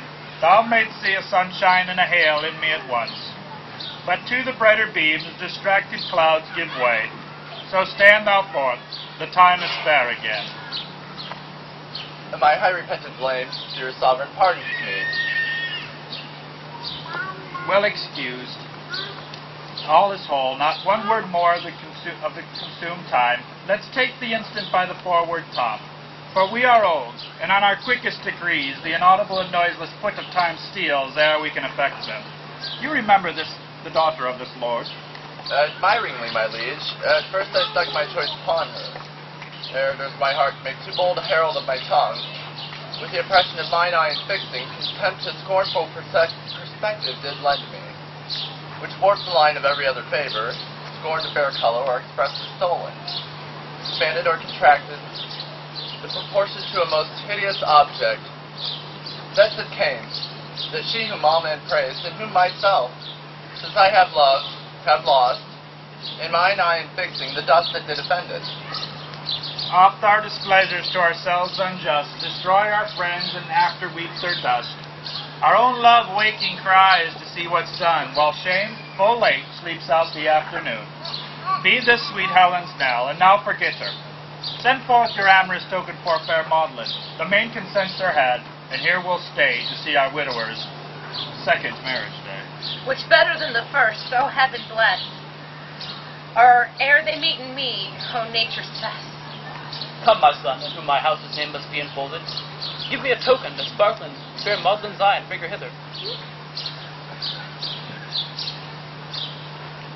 My mild beard and every hair that's on.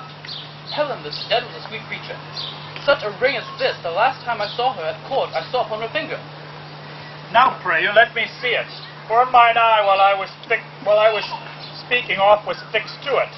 This ring was mine, and when I gave it Helen, I bade her, if her fortunes ever stood necessitated to help, that by this token I would relieve her. Had you that token to relieve her of what should stead her most? She never saw it.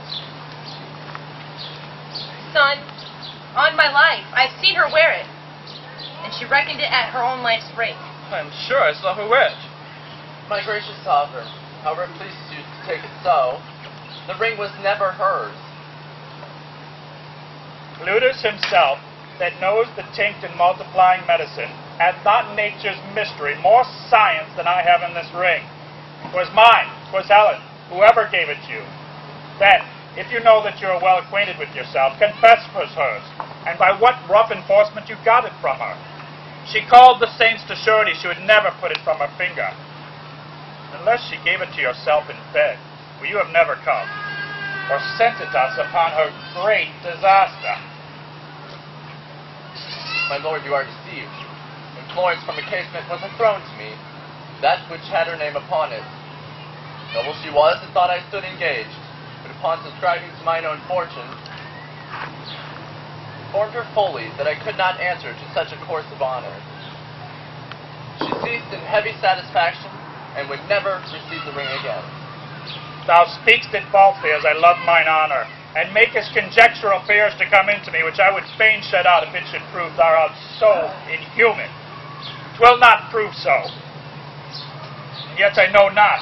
Thou didst hate her deadly, and she is dead, which nothing but to close her eyes myself could win me to believe more than to see this ring. Take him away.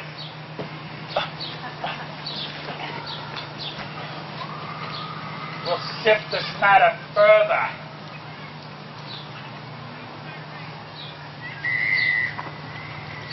I am wrapped in dismal thinkings.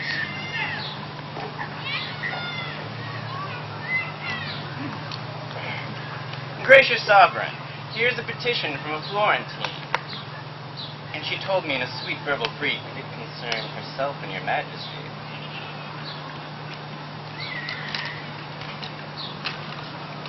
Upon his many protestations to marry me, when his wife was dead, I blush to say it, he won me.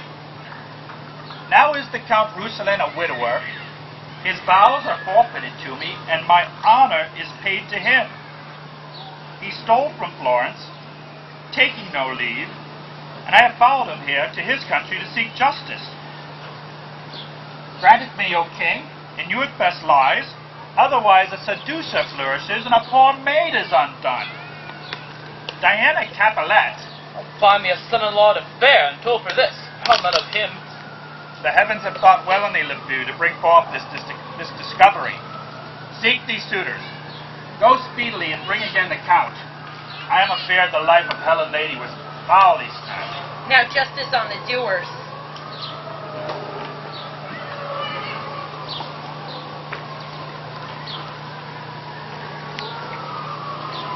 I wonder, sir, since wives are monsters to you, and you fly them as you swear them lordship, yet you desire to marry. What woman's that? I am, my lord, a wretched Florentine, derived from the ancient Capulet. My suit, as I do understand, you know, and therefore know how far I may be pitied. Come hither, Count. Do you know this woman? And my lord, I neither can nor will deny that I know her, though she charged me further. Why do you look so strange upon your wife? She's none of mine, my lord.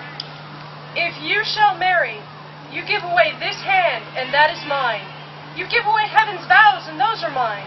You give away myself, which is known mine. For I by vow am so embodied yours, that she who marries you must marry me, either both or none. Reputation becomes too short for my daughter. You'll not have her. My lord, this is a fond and desperate creature, whom sometime I have laughed with.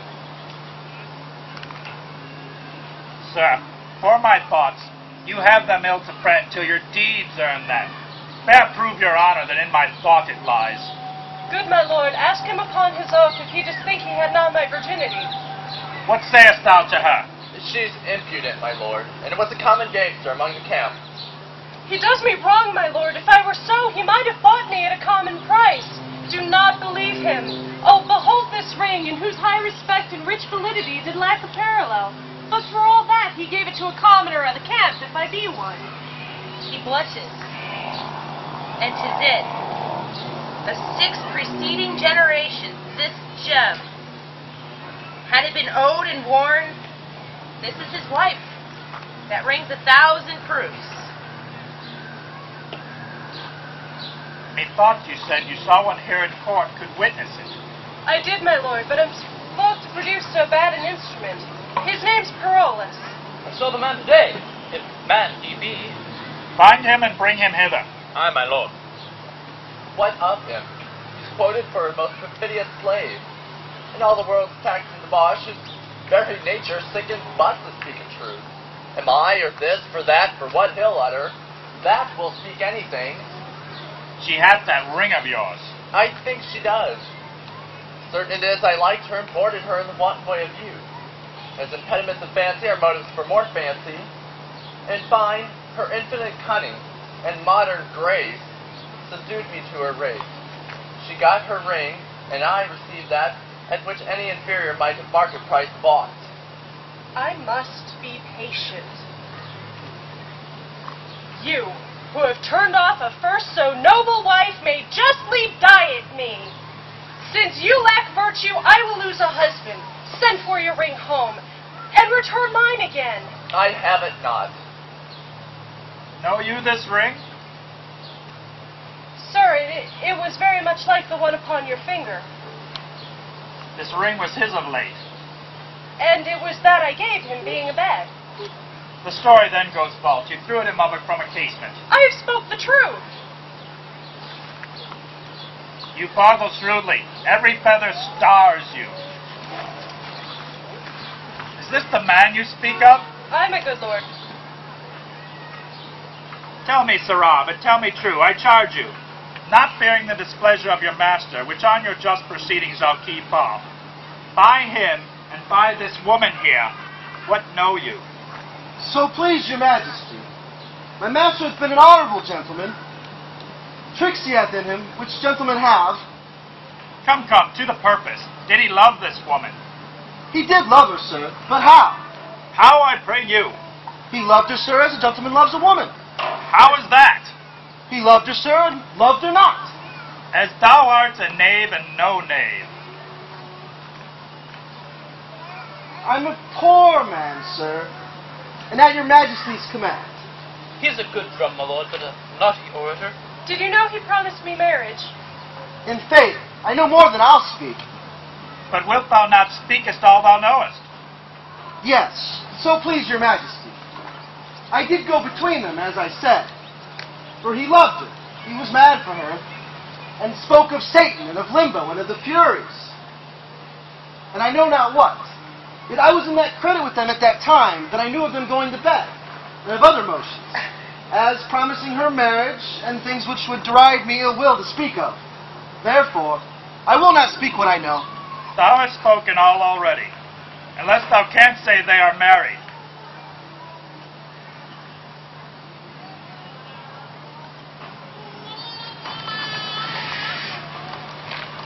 He is too fine with his evidence.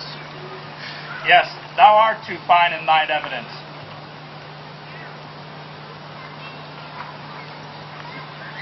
This ring, you say, was yours? Aye, my good lord. Where did you buy it, or who gave it you? It was not lent at me, nor did I not buy it. Who lent it you? It was not lent at me neither. Where'd you find it then? I found it not. If it is yours by none of all these means, how could you give it him? I never gave it him. This was an easy glove, my lord. She goes off and on at pleasure. This ring was mine. I gave it his first wife. It might be yours or hers, for aught I know. Take her away. I do not like her now. To prison with her, and away with him.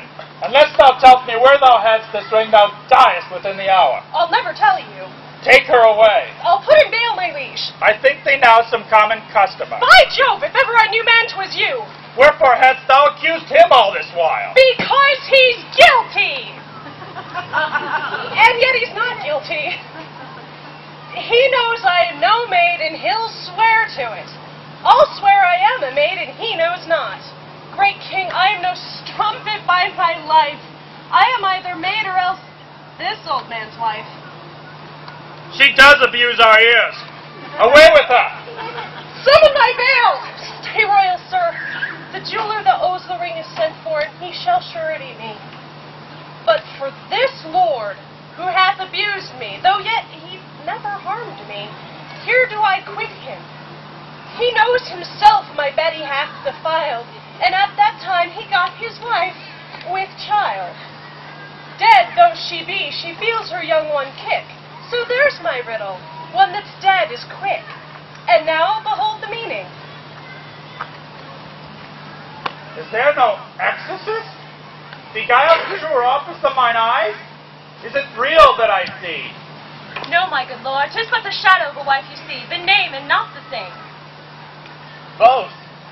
Oh, pardon.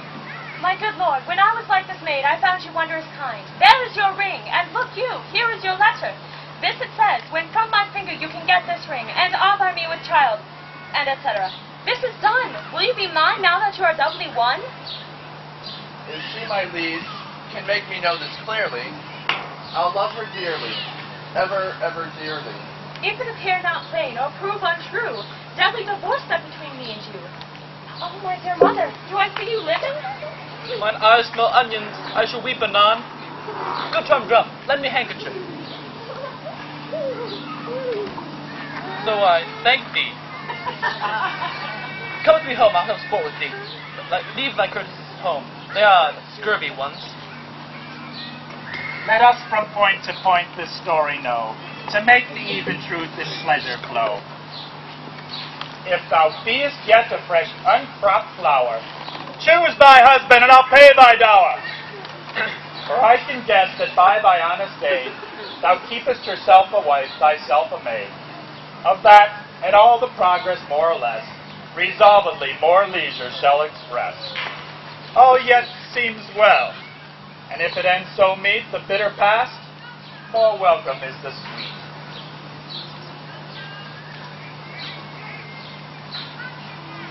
The king's a beggar.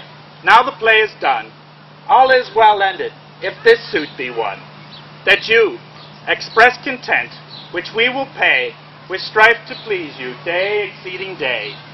Ours be your patience then, and yours our part. Your gentle hands lend us, and take our hearts.